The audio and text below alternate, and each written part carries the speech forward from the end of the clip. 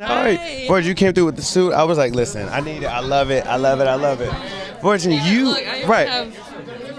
Boom. Oh, we need to get in on the suspenders. The suspenders right here.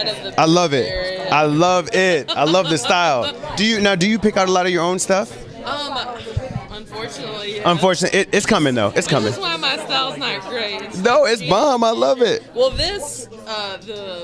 our amazing costume designer, the head of our costume, Sal Perez, did this, I just had to put it on. But I love it. I love it. So what I love about your journey is not where you're at, but also where you're going and where you came from.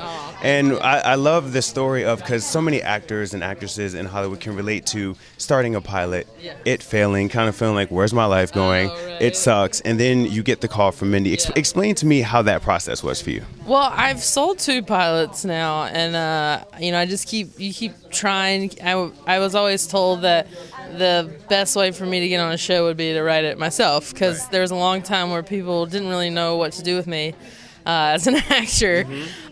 So the first show we didn't shoot. The second pilot we did. It was the one with Tina Fey as a producer.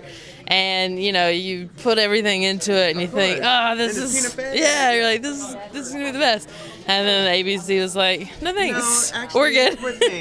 Yeah, so you just it's crushing, because it's like you put a year of your life into it, and that particular show is based on my life, and so you're kind of like, you get one shot at doing your life, and so that was a tough blow.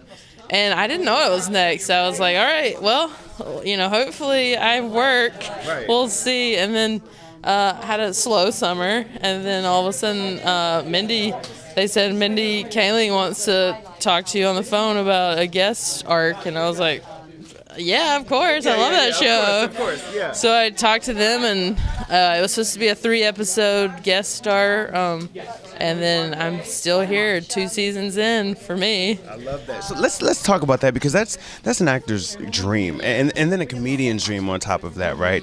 So when you got the call first that you were that she wanted to speak with you, that's already like, oh my God, I know. Am I dreaming? Right? And then you get the call that you're going to stay, and they want you on there after going through what you've been through, and that's probably not all that you've been through. Explain to me the headspace you were in when that happened. Well, just like any job security in this business, you're like, thank you. Because when I started, like I said, with the 3 episodes, and then they extended it to, I think it was like 7 or 8, and I was like, as a guest star, and then we went on hiatus for Christmas, and I was like, well, it's been fun, guys. And so to get that call over the break that they wanted me to stick around, it was just like, it was the best, because I love the job already. It was nice people. And they wanted to pay me to stay there.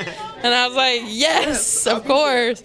So, I don't know what's in store for the future of our show, but I'm like, I will do it as long as you guys want me to do it, because it's the best. I love that because you come from the stand-up world, I love that you're still touring and still doing that. How important is it for you to still stay true to what you started from? Well, I feel like stand-up comedians are one of the few people in the business that are like, they can't just have one job. They need to have like multiple. 10. Right. I don't know what that is. Like, we all think that this is going to be our last job. So the beauty of stand-up is when acting is on hiatus and there are no roles coming your way, you always have that there. And I don't want it to just be there as a backup, so I continue to do it even when I'm filming to make myself better, and so that you want to connect with fans, and I don't know, it humbles you in a way, because I'm still doing clubs. I'm still in little gross green rooms that are like also tool sheds. So it's good. It's like keeps you honest, and grounded, and humble, and especially in a city where it can often be quite the opposite. Yeah, because on set people are not just at Mindy, any set. They're everyone. What can I get you? Let me do this. Let me do that. And you don't want that to suddenly become every day. I mean, it's great, but. Yeah, I want to be a real person. Right. So I'm still road dogging it, still climbing my way. I'm Fortune Feimster, and you are on Fabulous TV.